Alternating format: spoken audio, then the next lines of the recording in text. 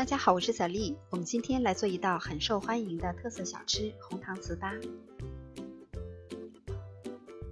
在碗中准备50克红糖，加入150毫升的开水化开。这个比例做出来的红糖糍粑是甜而不腻的。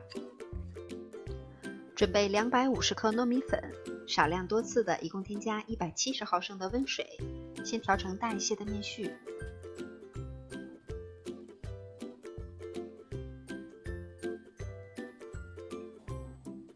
再下手揉成一个软硬适中、光滑的面团。我们可以直接揪下来一块面，在手中团圆，然后压一下，做出一个有一些厚度的小圆饼。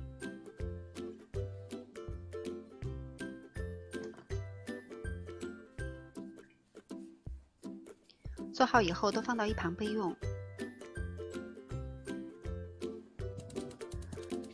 凉锅放入少量的植物油，下入我们做好的生坯，开中小火慢煎。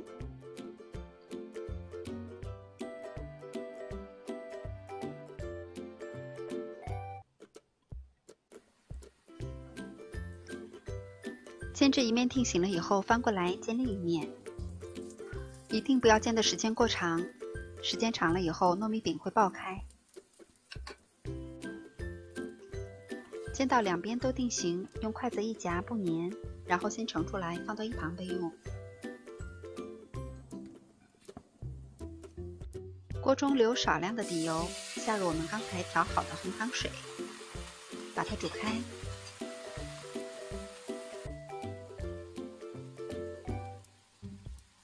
红糖水煮开以后，下入我们煎好的糍粑。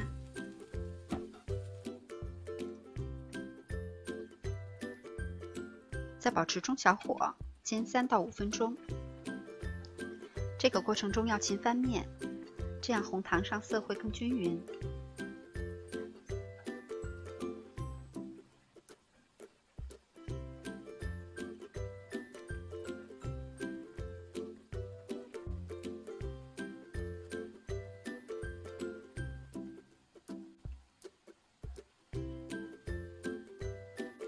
煎到这样的效果，红糖冒起大泡，糖水也变得粘稠，这个时候就可以关火装盘了。